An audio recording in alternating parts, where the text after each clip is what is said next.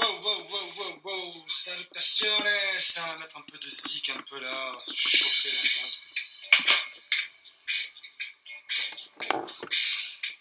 Mec s'ambiance tout seul. Salut la Polo famille, j'espère que vous allez bien tous. Aujourd'hui, petit live, lundi on commence, tranquillou.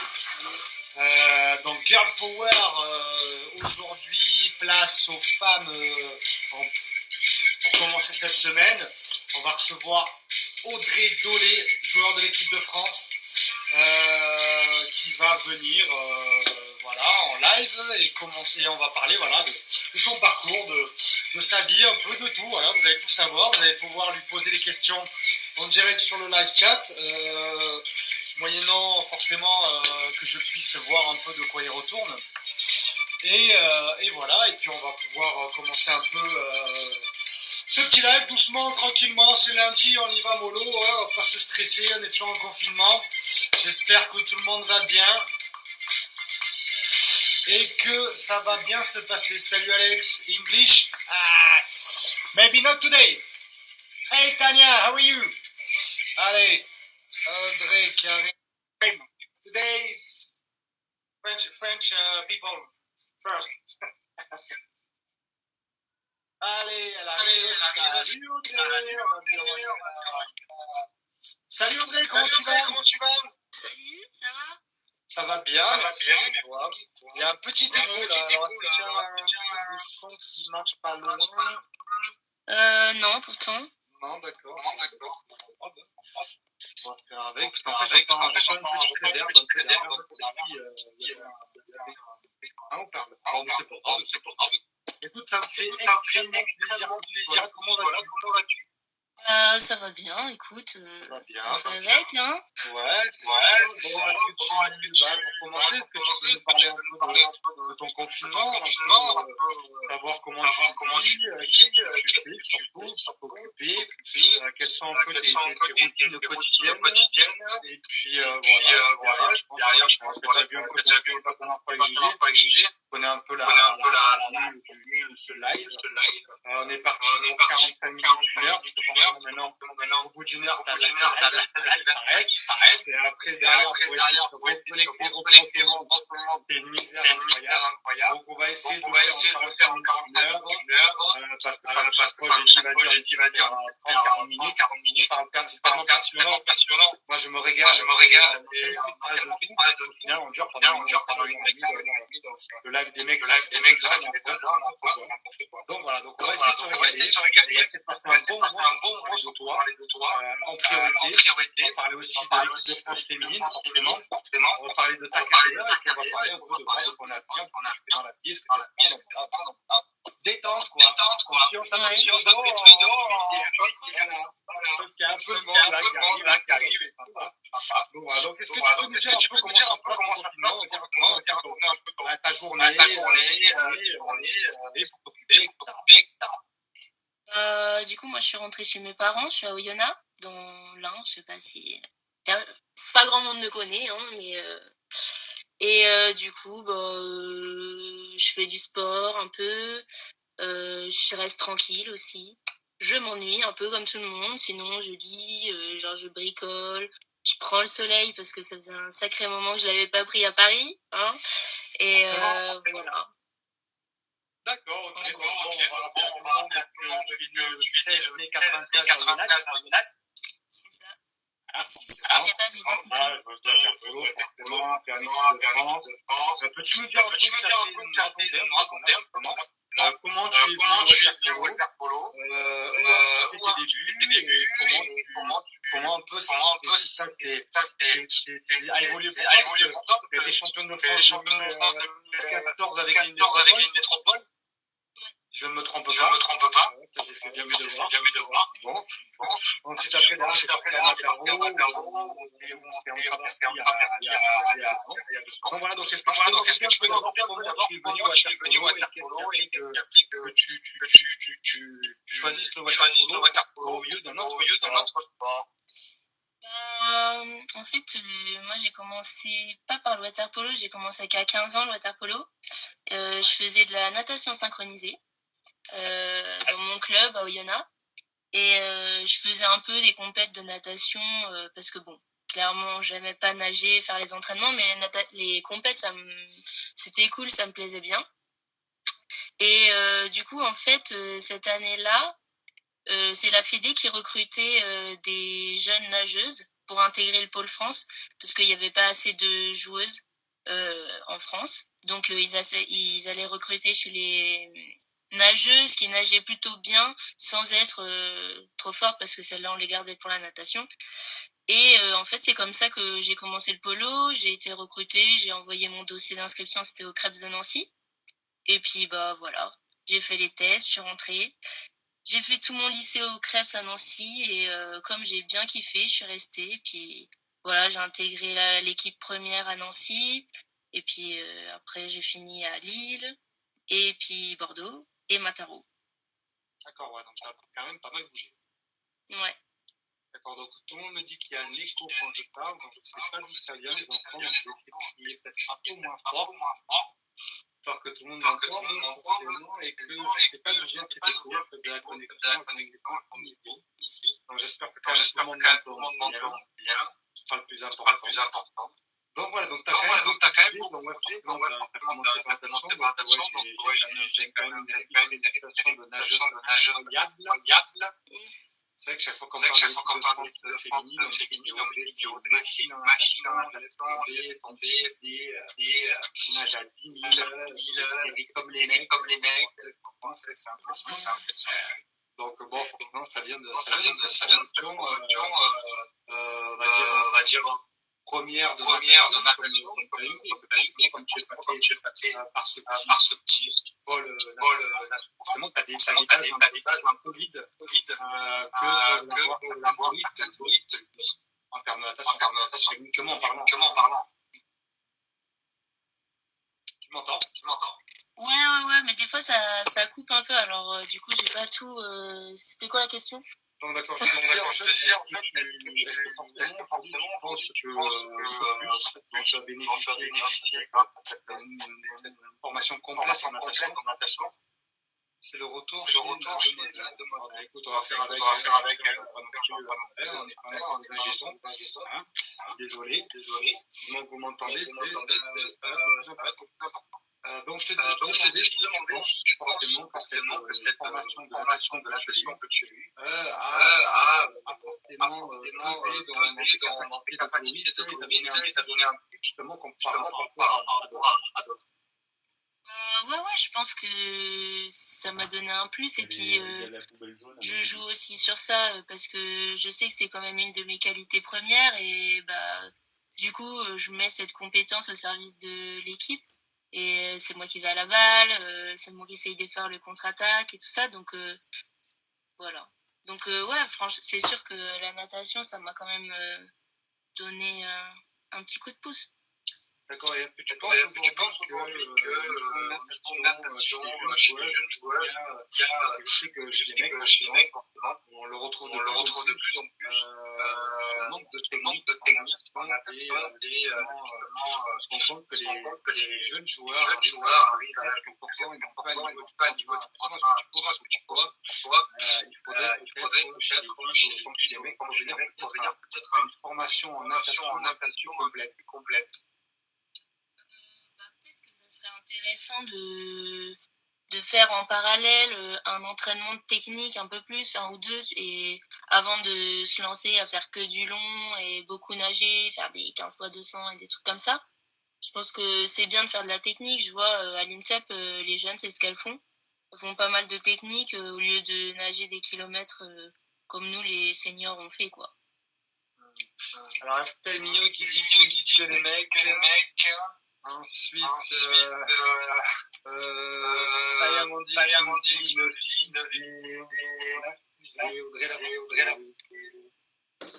Non, d'accord. Donc, du coup, c'est bien suivi. Je t'ai dit conneries, il en faut par Mandy. Comme tu m'as dit, à Bordeaux. J'ai fait Lille un an. T'as fait Lille d'abord? Ouais. T'as fait Lille d'abord, Bordeaux, et après c'est à Bordeaux qui allait à Matin. Ouais, c'est ça. Voilà, c'est ça. Donc, est-ce que tu peux nous dire un peu pourquoi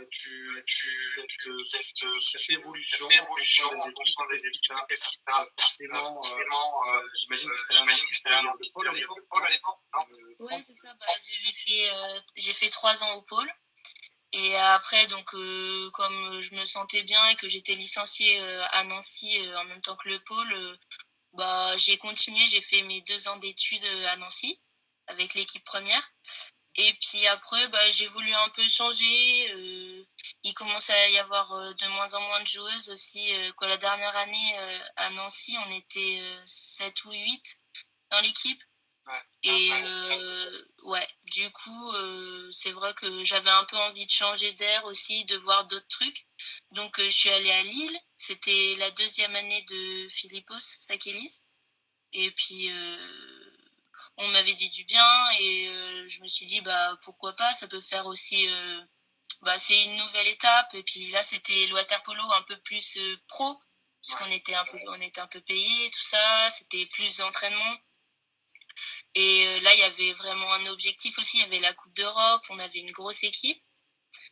Et puis, bah, du coup, j'ai bien aimé cette année, mais je sais pas, ça m'a pas forcément poussé à faire une 2e année là-bas.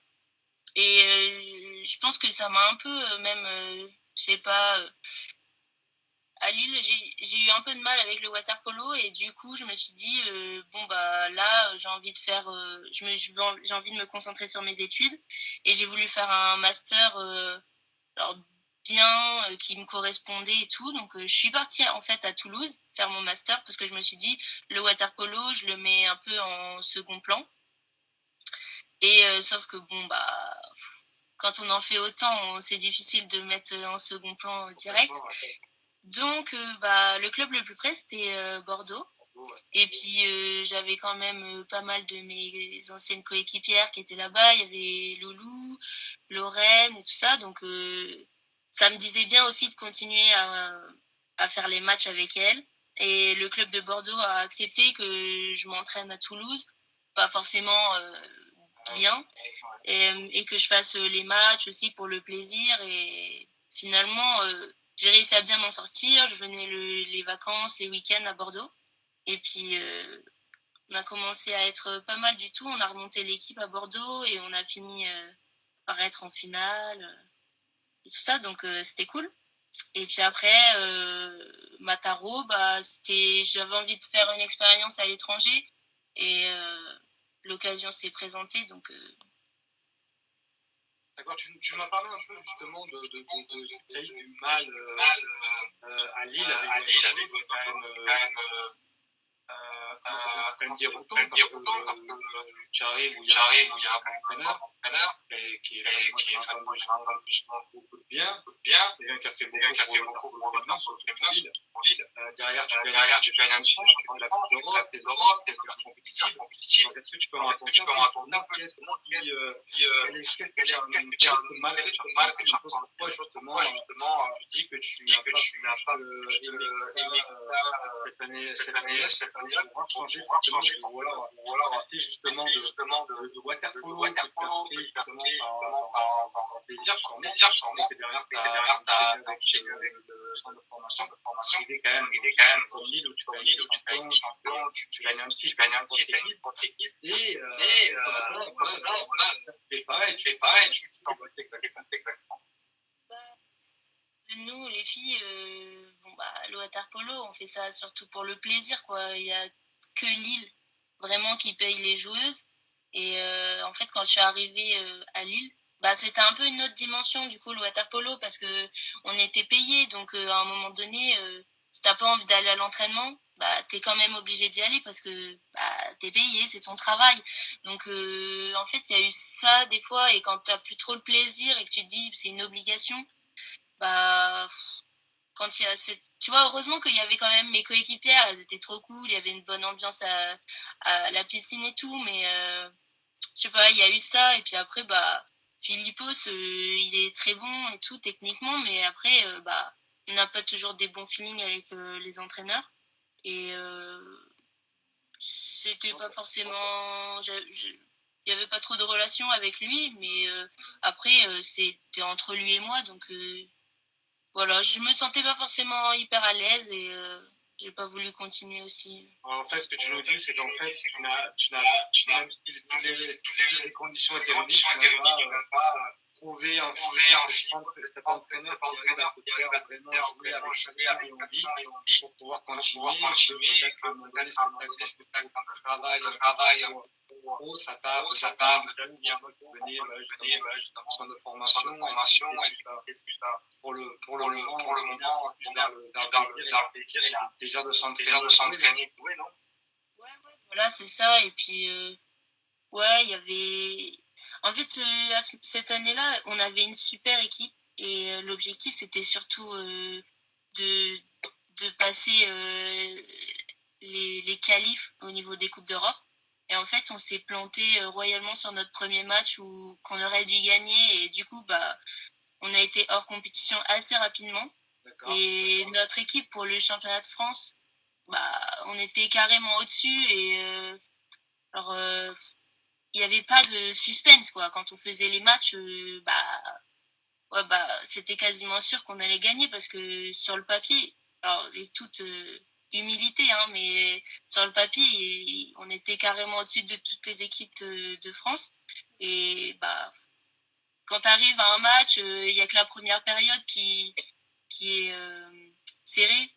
Bah, après, c'est chaud aussi de, je sais pas, de trouver, je sais pas, le truc. Des fois, on le fait, tu vois, t'as envie de gagner, mais bon, mettre la raclée à tout le monde, c'est pas forcément... ouais, c'est un objectif, mais c'est pas ce qu'il y a de plus intéressant, quoi, quand tu joues un match. D'accord. Bon, les gars, je sais qu'il y a un écho. Je suis désolé. Je sais pas d'où ça vient. Donc, je ne sais pas comment le régler. Je sais pas si c'est une connexion Instagram. Donc, voilà, donc on va essayer de faire avec ça. C'est forcément super agréable. Mais bon, on va aller quand même parce que ça vient de là. Donc, du coup, voilà, on a bien compris que c'était une bonne expérience sportive, parfaitement professionnelle, de Bordeaux. Et du coup, derrière Bordeaux, je te dis de assurer ton avenir avec Master, on va en parler avant. Peux-tu nous dire justement, toi qui as des années à Bordeaux, en faisant tes études, en prenant à Toulouse, un peu ce que tu m'as raconté un peu les gens, ils ne prennent pas conscience qui n'ont pas forcément conscience des la difficulté, surtout pour les filles, tu l'as dit, parce que l'eau n'est pas pour ce stade, vraiment les deux et on a obligé de faire des études et derrière. Manu, je sais qu'il y a un écho, mais tu ne peux rien faire pour que je passe. Je peux pas, je sais qu'il y a un écho, pas d'où ça vient. Donc voilà, est-ce que tu peux raconter un peu de ça de côté? Toulouse, en fait, quand on fait du sport comme ça, de haut niveau, bah, on s'entraîne et on n'a pas trop de vie sociale, quoi. Et clairement, là, quand je suis arrivée à Toulouse, c'était un peu la découverte. J'ai découvert le monde étudiant et tout ça. Et entre-temps, je calais mes entraînements. Je partais tous les week-ends à Bordeaux, quasiment, pour m'entraîner, pour faire les matchs et tout ça. Et bah, c'est sûr que bah, c'est compliqué, quoi, de réussir à concilier les deux, parce qu'on n'a pas forcément d'aménagement. Bon, à Toulouse, c'était différent parce que j'étais pas avec un club directement, mais par exemple, quand j'étais à Nancy, bah, je me tapais tous mes heures de cours, 8h, 18h, et après, il faut que tu t'enchaînes, que tu ailles en transport à la piscine, et que tu t'entraînes pendant 2 heures le soir, et tu rentres, et 22h, tu dois encore prendre le tram, rentrer chez toi, te faire à manger, tout ça, et c'est vrai que ça, tous les poloistes le connaissent parce que c'est notre quotidien, quoi, de s'entraîner tard parce que les piscines, elles sont là que le soir. Donc, bon. Alors, tout me dit aucun moyen. Non, c'est pas le problème de la tablette. J'essaie toutes les interviews avec la côté, de là. Donc, ce qu'on va essayer de faire, je vais couper la connexion avec moi, on va reprendre et voir. Tiens, je te coupe et tu dois revenir, d'accord? Allez, on reprend.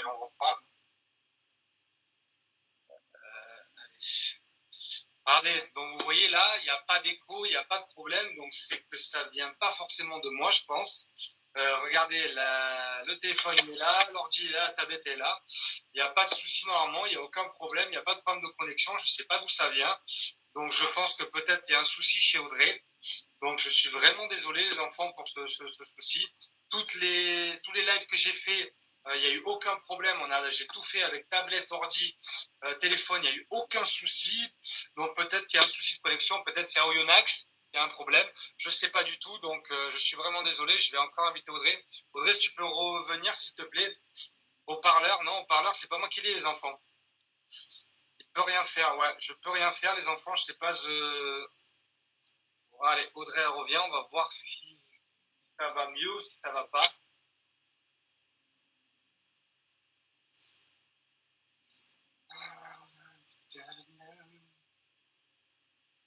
Allez. Ah ouais, possible, ouais. Allez. Est-ce que ça va mieux là? Non, ça va pas. Alors Audrey, on va faire un truc par rapport à un casque connecté à ton téléphone. Aller chercher ça, ouais, j'ai des écouteurs, je vais voir si ça marche mieux. Vas-y, de voir. Peut-être il y a un problème. Respire. Pas du tout énervé, mais on comprend rien, donc c'est un peu dommage. Tellement ma vie est belle, je chante pour elle, mais mais on comprend quand même. Donc merci Coscos, c'est intéressant, c'est essentiel. Merci beaucoup les amis. Écoutez, voilà, vous voyez encore une fois, quand je me connecte avec Audrey, il y a de l'écho. Dès que je suis tout seul, il n'y en a pas. Je ne sais pas d'où ça vient, donc toutes mes excuses. J'ai demandé à Audrey de prendre des écouteurs, donc on va voir si ça vient vraiment de là. Et on va essayer de régler le problème. Donc je m'excuse auprès de vous tous. Je sais qu'il y a un écho, je l'entends l'écho. Mais voilà, je sais que si vous arrivez à comprendre un peu, c'est bien. Après, je ne sais pas si c'est que moi ou si c'est elle aussi. Donc on va voir un peu comment ça se goupille. Allez, on va voir. Ah, ça va mieux là, non? Tu m'entends bien? Ouais, moi ça va. Ah voilà, bon bah écoute, ça va mieux, c'est les aléas du directeur, ouais, exactement. Donc écoute, ben là ça va mieux, déjà il n'y a plus de réverb, il n'y a plus d'écho. Ouais, reprends mec, ouais, on va tout recommencer, allez. Et bon, t'es prête? Allez, on recommence. Youhou! Donc du coup, on va reprendre un peu parce que je pense que c'est très important que tout le monde fasse vraiment la part des choses de ce genre de choses.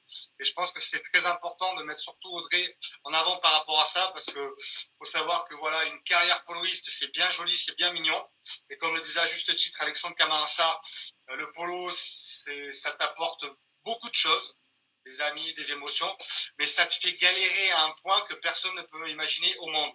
Donc je pense qu'il est vraiment très important, et aujourd'hui c'est génial qu'Audrey soit là, pour vraiment mettre en avant ces galères, pour vraiment mettre en avant cette vie un peu qui est très dure, très difficile et qui à un moment donné qui est faite de choix, et Audrey a fait ce choix. Et c'est très bien et je suis très heureux pour elle. Tout le monde peut la féliciter et elle ne peut en être que fière parce qu'elle doit elle-même qu'à un moment donné justement d'arriver à conjuguer ces deux vies qui sont choisir une vie d'après polo, choisir une vie d'études pendant le polo et c'est très dur. Donc forcément, excuse-moi pour le détail technique. Donc est-ce que tu peux nous raconter justement ben voilà, cette galère de jouer à Bordeaux, de s'entraîner à Toulouse, parce que j'imagine que tu t'entraînais un petit peu toute seule, parce qu'il n'y avait pas de section féminine à Toulouse à cette époque-là. Et comment un peu tu as vécu tout ça, justement, tes journées, tes études et ton travail? On va reprendre un peu pour là, parce que c'est très important pour moi.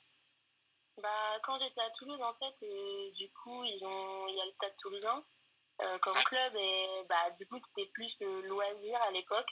Et il y avait 2 entraînements de, je sais plus, c'était 20h30, 22h ou un truc comme ça, à l'autre bout où j'habitais. Et ça, je me forçais vraiment à aller au moins à ces 2 entraînements. Après, des fois, c'était compliqué avec mes horaires de cours d'aller nager toute seule dans une piscine. Je pouvais m'entraîner parce qu'avec mon statut de sportif de haut niveau, avec la fac, on avait une salle de muscu à disposition, donc je pouvais au moins bien m'entraîner sur le côté hors de l'eau. Et puis après, je donnais tout quand j'arrivais à Bordeaux, quoi. Les entraînements, j'étais à fond. Et puis, ouais, pendant 2 ans, c'est vrai que c'était un peu galère. Et, mais bon, j'ai quand même réussi à le faire. Et certes, j'ai perdu un peu, mais j'ai réussi à me maintenir plus ou moins. Et puis après, une fois que j'ai terminé mon master, je suis rentrée à Bordeaux pour de bon. Et là, on a pu faire une vraie saison à fond, quoi. Est-ce que tu peux me dire un peu qu'est-ce que c'était tes semaines à l'époque? Est-ce que tu faisais, par exemple, lundi, vendredi, tu étais à Toulouse et t'entraînais à Toulouse, ou tu remontais un peu plus tôt, genre le jeudi ou le vendredi, par rapport à tes cours pour que tu puisses t'entraîner quand même avec Bordeaux? Parce que j'imagine que forcément, avoir une joueuse majeure qui est absente toute la semaine, ça doit être compliqué pour l'entraîneur et pour la cohésion de groupe, notamment au niveau du jeu et de la tactique, quoi. Ouais, c'est sûr, mais après, comme j'avais des cours, une fois que mes cours ils étaient terminés, par exemple en fin de semaine, ça pouvait être le vendredi midi, je rentrais direct à Bordeaux. Donc je pouvais être souvent je m'entraînais dès le vendredi soir avec Bordeaux. Et si on n'avait pas match, on s'entraînait encore le week-end, mais sinon, bim, dans le match direct. Et Ouais. après, ça va, quand même, il y avait des filles avec qui j'avais déjà joué. Il y avait Louise, Lorraine, donc on se connaissait quand même plutôt bien. Jean-Luc, à l'époque aussi, je le connaissais bien parce qu'il nous avait entraîné en junior. Ouais. Et voilà, et après, toutes les vacances, j'étais à Bordeaux, quoi. Et là, on faisait un max tactique et tout ça quand on était ensemble.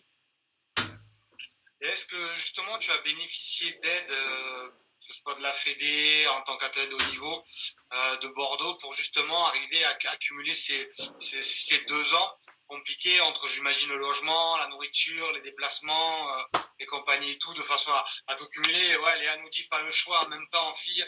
Et oui, forcément, je sais très bien.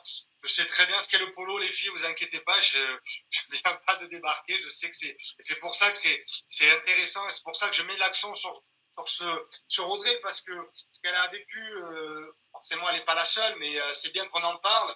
Beaucoup l'ont fait aussi, accumuler études et polo, mais voilà, mais je voulais savoir si justement tu as dû te débrouiller un peu toute seule ou si quand même on t'a aidé, on t'a accompagné. Bordeaux, le club, ils étaient quand même là, c'est eux qui m'ont payé qui me payaient tous les déplacements pour que je vienne à Bordeaux.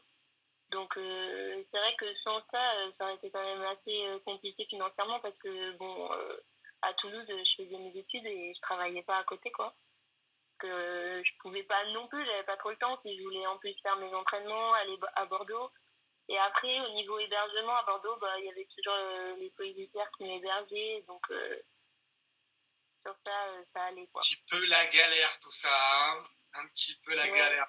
Mais c'est bien, après, c'est vrai que c'est dur, mais c'est des expériences qui font grandir, qui t'apprennent ce qu'est la vie. Et forcément, quand tu sors de 2 ans comme ça, parce que pour l'avoir vécu moi aussi, et bien un peu plus vieux, quand tu sors de 2 ans comme ça, où tu as galéré comme personne, c'est vrai que tu en sors quand même une certaine fierté, une certaine satisfaction, et que derrière, forcément, tu peux te mettre au polo de la façon peut-être plus reposée. Et on reviendra un peu sur ton master après, si tu veux bien. On parlera vraiment de pourquoi tu as fait ça et qu'est-ce que tu veux faire plus tard. J'aimerais que tu nous parles un peu justement de ta dernière année à Bordeaux et pourquoi derrière tu es parti à Mataro et quelle expérience tu as. Donc on va parler d'abord de Bordeaux. Comment ça s'est passé forcément, parce que quand tu finis 2 ans d'études où tu fais aller-retour, ça va être la misère. Et forcément, quand tu arrêtes tout ça, que tu es diplômé, tu arrives et là, tu es libéré. Et forcément, la sensation d'entraînement et de jeu, c'est plus qu'un plaisir, non? Ouais, c'est sûr. L'année, quand je suis arrivée vraiment l'année complète à Bordeaux après mon master, c'était vraiment le kiff parce que on pouvait s'entraîner tout ensemble, puis s'entraîner dur et en plus on avait vachement progressé, on progressait d'année en année. Et cette année-là, c'était vraiment top. En plus, on avait des étrangères qui comblaient bien aussi les trous de l'équipe. Et on était hyper compétitive. D'ailleurs, on était pas très loin de gagner le titre. Et bon, ça c'était un peu la déception. Mais tout ce qu'on avait fait, tout le chemin qu'on avait fait, quand même, on était fiers parce qu'au final, à Bordeaux, c'est pareil, personne n'est payé. Les étrangères, elles sont aidées, mais sinon, toutes les autres, c'était vraiment l'amour du sport et puis pour le club aussi. Donc, bon, c'était après, du coup, j'ai voulu aussi tenter une autre expérience après pour Mataro. Voilà, donc on va parler de Mataro justement. Comment ça s'est fait? Toi qui évolues à Bordeaux, j'imagine que forcément peut-être Loulou t'as peut-être donné un petit coup de main, vu qu'on a joué tous les deux à Sabadell, je sais pas, tu vas nous raconter un peu. Comment justement, voilà, tu es passé de Bordeaux à Mataro, comment ça s'est fait? Voilà, et pourquoi tu es parti là-bas? Bah, en fait, c'était un peu aussi avec Florian. Euh, que moi, j'avais dit, bah, j'aimerais bien partir à l'étranger. Et lui, il avait des contacts un peu à Mataro, parce que Mehdi avait joué. Et donc voilà, on est rentré comme ça un peu en contact. Et puis après, bah, Marina, l'entraîneur, et Beto, l'entraîneur des garçons, ils sont venus me voir jouer quand on a fait un tournoi à Canet avant les championnats d'Europe de Barcelone. Et puis du coup, bah, c'est là que on a parlé, ils m'ont vu et puis ils m'ont dit, bon bah, on voudrait bien que tu intègres l'équipe. Et comment ça s'est passé justement? Est-ce que pour toi voilà, qui a évolué en Espagne, qu'est-ce que tu as pu noter comme différence par rapport à la France? Et est-ce que ça a été dur pour toi de t'adapter forcément, peut-être pas humainement, parce que tu avais ta pote Léa qui est venue avec toi. Donc forcément au niveau de l'intégration, au niveau des coups de jour, c'était peut-être un petit peu plus facile à gérer. Mais comment tu as vécu un peu tout ça et comment est-ce que tu as eu du mal à t'adapter? Parce que forcément le championnat espagnol féminin, c'est un championnat des championnat les plus relevés d'Europe. En plus, t'as pas eu le cul, t'es arrivé la dernière année avant que Sabadell n'explose. Et forcément, ils étaient en train, ils défonçaient tout le monde, depuis pas mal de temps. Comment t'as vécu un peu ça? Quelle différence t'as noté un peu par rapport à la France? Après, forcément, au niveau du professionnalisme, on imagine que les conditions n'étaient pas du tout les mêmes. Donc voilà, est-ce que tu as eu du mal à t'adapter au jeu en lui-même? Pas forcément, parce que j'imagine que comme tu es une très grande nageuse, là-bas c'est quand même très véloce, et aussi physique. Donc est-ce que tu peux nous raconter un peu ton arrivée à Mataro et comment tu l'as géré? Bah, franchement, moi, c'était une super année. Genre, l'Espagne, bon, c'est quand même assez facile de s'adapter à la vie espagnole. C'est tranquille, il n'y a pas de stress. Même les entraînements, bon, c'est ça, le volume horaire d'entraînement était quand même moins par rapport à ce qu'on fait en France, nous, là. On s'entraînait ouais, 2 fois 1 heure par jour, plus la muscu. C'est sûr que ton corps, il apprécie de pas se donner comme ça et de se tuer, quoi. Et après, au niveau du jeu, c'est bah ouais, c'est sûr qu'au niveau de natation, ça allait, je m'en sortais. Et après, bah, côté agressif, c'est là qu'aussi je suis assez agressive dans l'eau. Mais bon, c'est pas toujours pareil de l'autre côté. Là, du coup, en Espagne, c'est quand même, là, j'avais toutes les filles en face de moi et qui étaient hyper agressives, Oh. qui étaient même plus agressives que moi, même si je peux l'être. Et non, franchement, c'est hyper bien. Après, le côté où j'ai eu un peu de mal à m'adapter, c'est vraiment de shooter tout le temps, quoi. Genre à Mataro, et même en Espagne en général, bah, les filles, elles ont pas peur, elles trouvent des autres cases, même si c'est à 15 secondes, 10 secondes, elles ont à peine eu la balle et elles vont shooter parce qu'elles voient un trou, alors que nous, on est plutôt, bah, on regarde, on fait attention, est-ce qu'il n'y aura pas une opportunité, hein, on fait tourner le temps et tout. Et peut-être sur ça, j'ai eu un peu plus de mal à m'adapter parce que le rythme était bien plus élevé et puis c'était quoi, moi genre l'entraîneur elle me disait bah vas-y shoot, c'est à toi de shooter tout le temps, si t'es toute seule ou même s'il n'y a pas beaucoup de temps, bah vas-y, c'est à toi de shooter. Et du coup, au début, j'étais un peu dans le mal. Et après ça allait, quoi. J'ai pris j'ai pris le pli et puis ça m'a fait progresser sur ça, même pour l'équipe de France et tout ça après. Bon, Béa Bachelet qui dit plus agressif que toi, c'est pas possible, et Aurore Sacré qui rigole. Bah ouais, non, mais parce qu'avec Aurore, elle aussi, c'est un peu une teigne. Hein, mais genre en équipe de France, on a été une fois, c'est marrant. Alors qu'on est hyper copines, hein. Ouais, mais t'inquiète, je connais ça. C'est tous les mecs avec qui j'ai été le plus proche en général, c'est toujours ceux avec qui je me suis mis le plus sur la gueule pendant les matchs. Donc ça, je pense que je pense que c'est vraiment un point spécial du waterpolo. Donc bon, ben. Donc justement, moi j'aimerais bien qu'on mette un peu l'accent sur ça, justement sur la différence de conception de jeu et d'entraînement qu'on a en France par rapport à l'Espagne. Moi, je resitue un peu le cadre. Il faut savoir aussi que Mataro, c'est à 30 km de Barcelone, c'est au bord de la mer, que le club de Mataro a la chance d'avoir une piscine extérieure de 50 mètres sur la plage. C'est-à-dire, vous descendez 2 matchs, vous êtes sur le sable et derrière, vous avez la mer. Donc, c'est quand même une des piscines les plus extraordinaires au monde, dans lesquelles j'ai pu jouer et m'entraîner aussi. Donc, un cadre assez exceptionnel. Donc, forcément, quand on part de son appartement, quand on passe la promenade de la plage et qu'on arrive à la piscine, forcément, on est un peu moins en stress que qu'on habite peut-être à Lille, à Nancy ou ailleurs. Forcément. Donc ouais, j'aimerais bien qu'on parle un peu justement de cette mode d'entraînement, de conception de jeu, qui est totalement différente en France. Et je voudrais savoir un peu toi, est-ce que ça t'a plus justement d'avoir des entraînements, parce que j'imagine, je connais la méthode espagnole. Hein.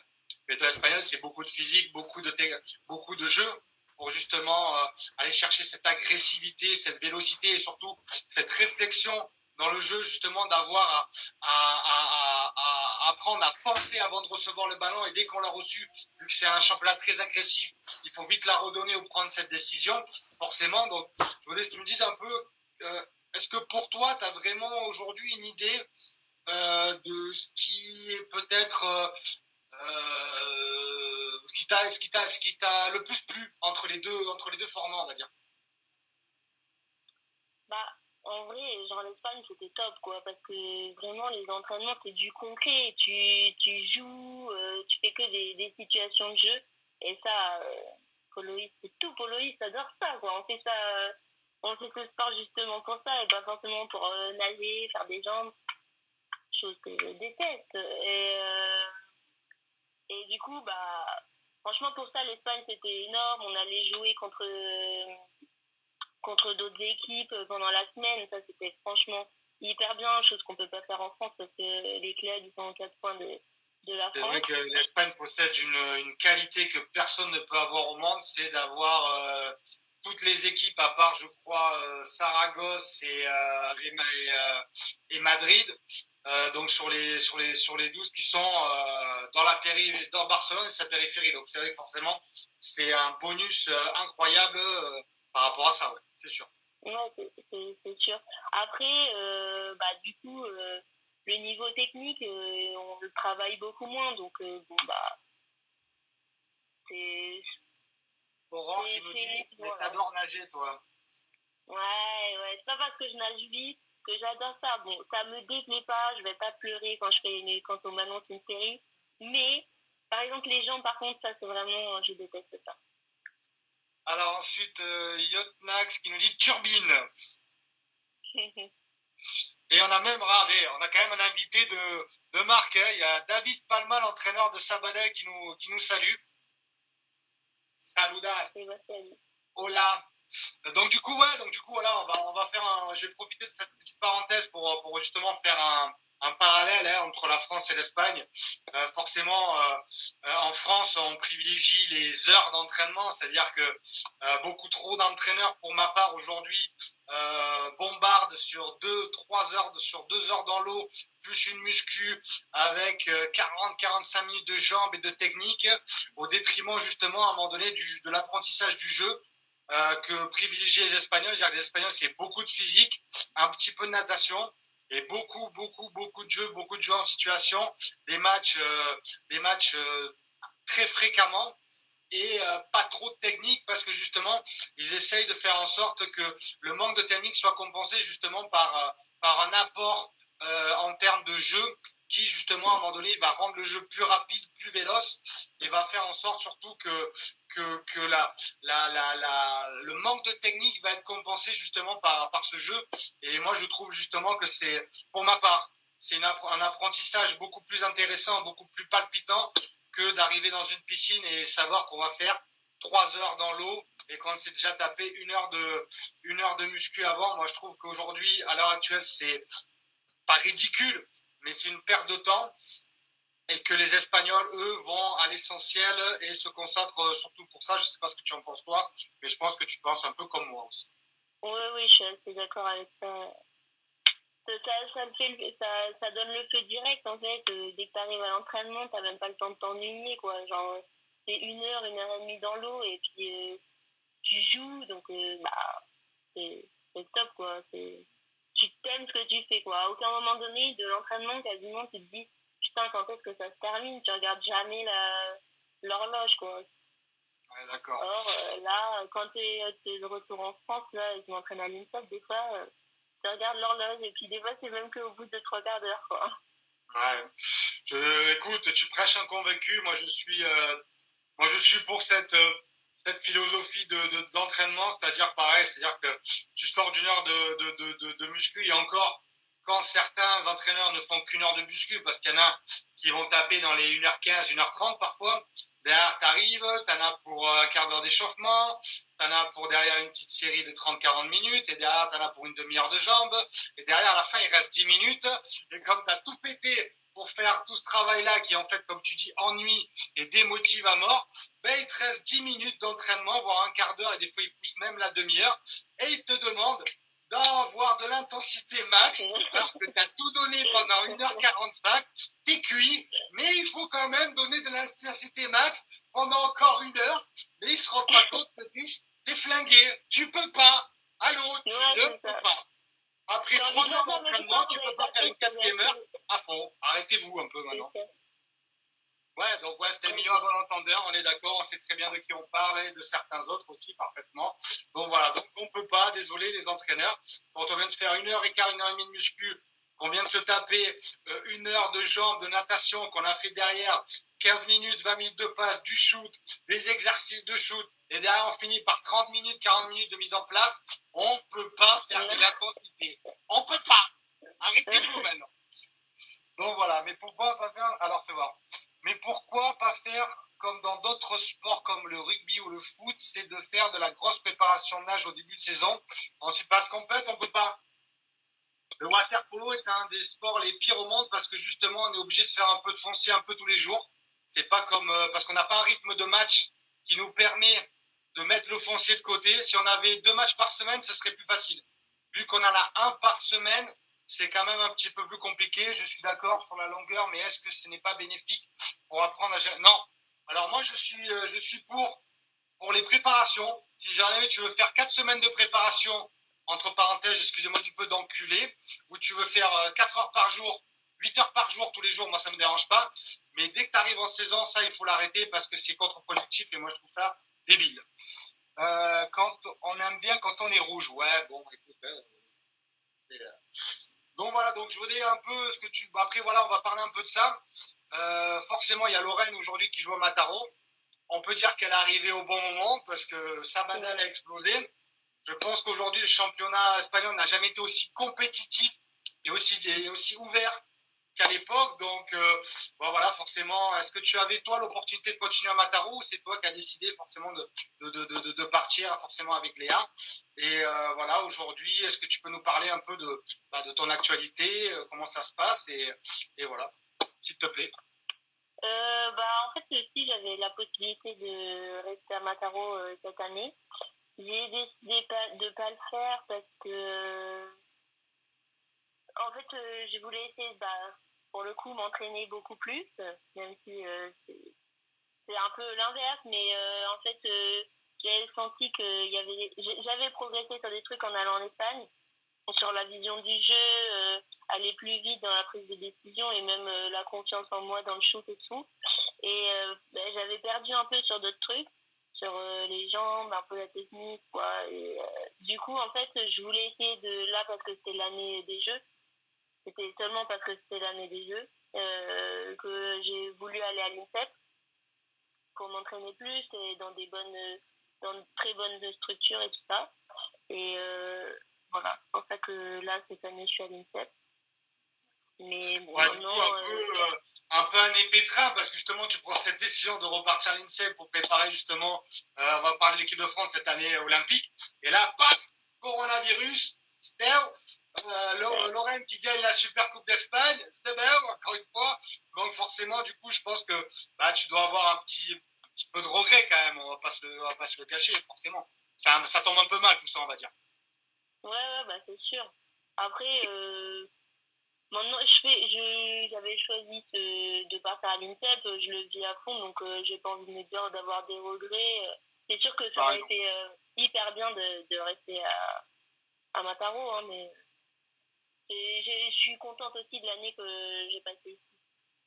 Oui, forcément, ça, vous ne pouvez pas prévoir et on le sait très bien. Donc, forcément, après, il ne faut pas avoir doré, il faut continuer à l'équipe de France maintenant, s'il te plaît. Est-ce que tu peux nous parler un peu voilà, de votre parcours quand toi tu es arrivé, comment tu as vécu justement un petit peu justement cette progression, parce qu'on va le dire, hein, c'est une belle progression de l'équipe de France féminine qui continue d'ailleurs, qui a obtenu son billet pour le TQO. Manque de cul, le TQO, il ne sera pas cette année. Mais bon, ça vous permet d'avoir encore une année pour vous préparer. Ce n'est pas forcément une mauvaise chose au final.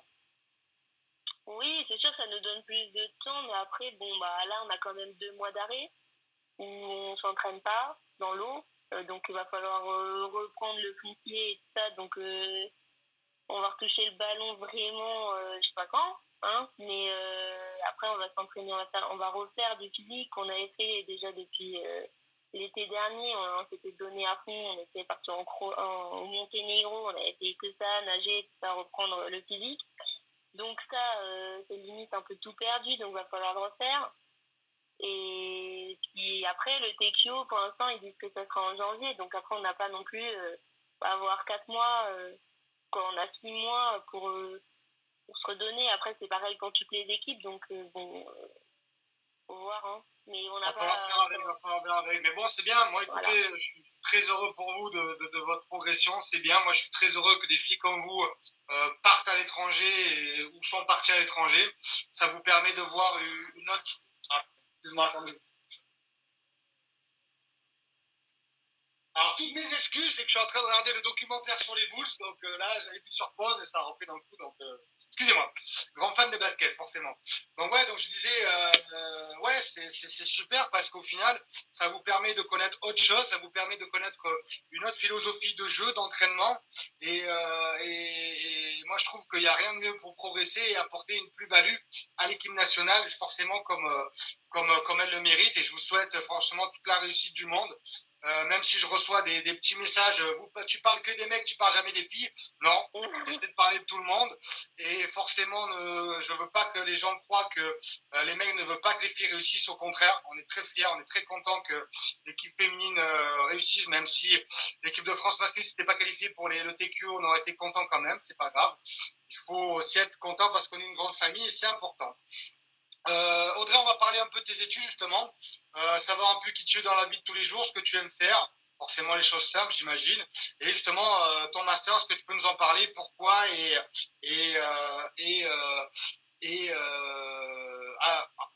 avec quel but justement tu as envie de faire ça, tu avais envie de faire ça et décrocher ce master?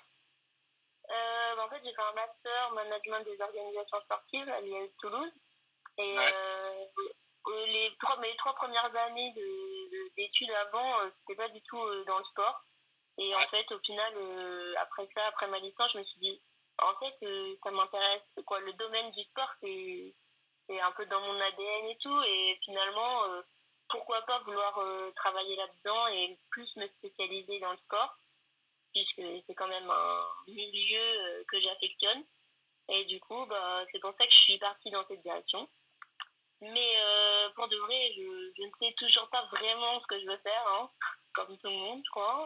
Bon, tu es très jeune encore, tu as le temps de voir venir. Ouais, oui. De toute façon, hein, on peut changer à tout moment. Hein, je veux dire, la vie, c'est comme ça. Donc, bah voilà, travailler dans le domaine du sport. Mais après, là, en ce moment, je suis plus je monte un projet autour de l'eau, justement. Parce que je t'en avais un peu parlé. La protection judiciaire de la jeunesse, donc c'est quand même dans un cadre Là, tu m'en avais complètement parlé, différent. super projet d'ailleurs. Ouais, c'est dans Moi, un je cadre connais pas complètement TPR. différent. C'est un milieu différent, c'est pour des jeunes délinquants, donc faut s'en occuper aussi et puis montrer que l'eau en fait ça peut être un milieu hyper intéressant pour eux, pour essayer de se raccrocher à quelque chose, de s'intégrer et tout ça. Donc je donne des clés et pour les éducateurs et puis après on lance des projets. Bon, pour l'instant ils sont tous en attente à cause à cause du virus. Donc, on attend un peu le déconfinement, savoir quand est-ce qu'on va pouvoir reprendre tous les projets pour eux, quoi. Ben écoute, je te souhaite que tous tes projets recommencent. Forcément, tu m'avais demandé justement de participer à un de ces projets. Je suis vraiment dégoûté qu'on puisse pas le faire parce que ça aurait été vraiment quelque chose de bien. Moi, j'adore ce genre de projet, j'adore m'y atteler et y participer. C'est vraiment génial. Je trouve que c'est une bonne chose justement d'apporter ça. C'est top. On va finir sur parce que déjà ça fait quand même presque 1 heure. J'ai même pas vu le temps passer tellement. Enfin pour moi personnellement, moi je me régale. Je discuterai avec toi pendant 2 heures. Et forcément, Instagram va nous couper la connexion dans 10 minutes. Donc, on va passer sur le côté un peu insolite de Audrey. Forcément, tu te doutes, j'ai fait une petite enquête auprès de tes copines. Bah oui, je me doute. Oui, tu le sais. Donc, en fait, on va commencer par celle-là que je trouvais la plus mignonne. Qu'en équipe de France, vous avez instauré des règles, surtout par rapport aux jeunes, pour les retards, le téléphone à table, l'écologie. Alors ça, j'aimerais bien en parler. Mais c'est toi la trésorière qui réclame les euros aux potives. Alors explique-moi un peu tout ça. C'est moi la méchante. C'est toi la méchante. Je t'imagine pas dans le rôle de méchante. C'est méchante. moi qui réclame l'argent. En fait, c'est venu d'une fois d'un stage, on était à table et on était toutes avec nos portables et il n'y avait aucune discussion, il n'y avait rien. Et en fait, on s'est dit, non mais ça, c'est pas possible, quoi. Le seul moment où on est tout ensemble, ça peut être convivial, c'est le moment du repas. Et le téléphone, c'est pourri, quoi. Ça coupe toute discussion et tout. Donc, on a décidé, on s'est dit, bon, là, c'est bon, celle qui prend son téléphone, allez, on met une sanction, 1 euro. Du coup, ça a commencé par ça. Donc, le téléphone à table, les retards aussi. Parce que bon, ça fait un peu chier tout le monde quand tout le monde est à l'heure et qu'il faut en attendre toujours les dernières. Donc, ça, les retards et aussi les oublis, genre au bord du bassin, en salle de muscu et tout. Et après, il y a eu des nouvelles règles au fur et à mesure. On voyait les trucs. Donc, par exemple, les bouteilles plastiques qu'on laisse au bord du bassin. Tu vois, ça c'est... Et pour l'écologie, on a ouvert une petite fenêtre écologie. Et aussi le gaspillage alimentaire. Pour quand on a un buffet. Carrément, vous êtes allé loin, quoi. Putain, ouais. Non, mais quand on a un buffet, genre, ça sert à quoi de se servir comme un goinfre et que tu manges que la moitié, tu vois. Genre, le prends pas, il y en a d'autres qui vont le prendre. Et du coup, ça, c'était quand même une règle. Voilà. Et bien moi, je passe pour la méchante parce que c'est toujours moi qui crie 1 euro. Parce qu'elle dit. Il faut faire respecter les règles et bien éduquer les jeunes. C'est génial, bravo les filles, c'est magnifique et vous avez raison de faire ça parce que ça reste quand même important, un rassemblement équipe de France ou équipe, ça reste quelque chose qu'il faut vivre ensemble. Et il y a une phrase que j'ai toujours bien gardée dans le coin de ma tête, c'est-à-dire qu'une équipe, elle se forme pas dans la piscine, elle se forme au bar et forcément aussi pendant les repas. Et si justement personne fait attention à l'autre, c'est con et ça avance à rien. Alors on va finir par une super anecdote sur toi. Apparemment, tu danses comme personne. Et surtout, que tu adores Céline Dion. Et alors, il paraît que si on te met J'irai où tu iras de Céline Dion, ça y est, t'es parti. Ouais, je m'enflamme, mon corps, il part tout seul, quoi. Je ne contrôle plus rien. Tu ne contrôles plus rien, c'est une pulsion. Dès que tu entends cette musique, ça part tous azimuts. Ouais, elles ont des sacrés dossiers sur ça d'ailleurs, mais bon. C'est magnifique, c'est génial, c'est super. Écoute Audrey, voilà, on arrive à l'heure, c'est génial, 19h10, on a été bon, je trouve, même si bon, forcément, On peut encore se dire des choses et je pense qu'on aura encore l'occasion, t'inquiète pas. Justement, pour tous ceux qui regardent avec France Waterpolo, on va essayer de développer un peu cette idée de live et essayer de partir un peu sur des trucs un peu plus, comment t'appelles ça, un peu plus ponctuels pour travailler ça, notamment de la saison prochaine. Donc, on te retrouvera, Audrey, t'inquiète pas, ce sera même un plaisir. De toute façon, on se reverra d'ici au bord des bassins. Audrey, je te remercie énormément d'avoir été là avec nous. Ça a été vraiment un plaisir de parler avec toi. Ça a été surtout un plaisir de te faire partager, de te faire découvrir un peu à tout le monde, parce que forcément, tout le monde ne te connaît pas comme on vient de te découvrir là. Donc, merci beaucoup à toi. C'était génial. Ouais, bah merci à toi aussi de faire tout ça pour le waterpolo, c'est génial. Avec grand plaisir. Donc, fais attention à toi. Et puis, on se revoit très bientôt. Sûrement, on va se faire un petit duo d'ici peu avec une de tes collègues. On va voir comment un peu on règle ça. Donc voilà, tout le monde t'aime. Hein, je vois. Courage pour le confinement. Audrey avec des cœurs. Marie le petit micro. Aurélie Bat. Ah oui, Léa qui t'envoie des cœurs, etc. Et tout. Voilà, tout le monde t'aime, tout le monde t'adore. C'est génial, c'est super, c'est magnifique de voir cet amour. Dans le waterpolo, c'est magnifique. Bon, allez, Audrey, je te fais des gros bisous, à très bientôt. Ouais, ciao, et prends soin de toi surtout. Toi aussi, salut. Ciao, ciao.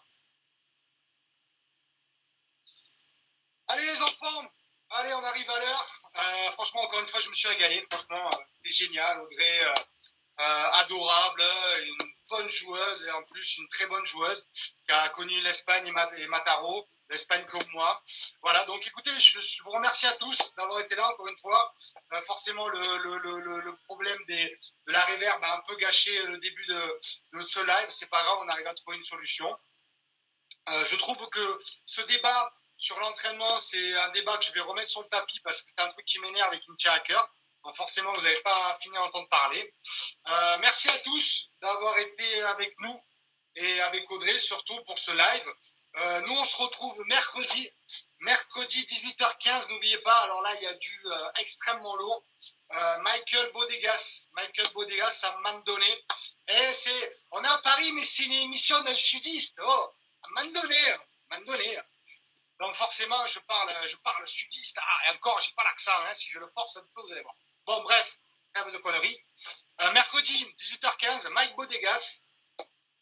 On va se régaler. J'ai déjà fait un petit sondage pour les questions intéressantes à aborder. Donc voilà, donc c'est cool. Gros bisous à tous. Je vous aime très fort. Faites attention à vous. On se retrouve mercredi, 18h15. Et puis d'ici là, faites attention. Traversez en dehors des clous. Allez,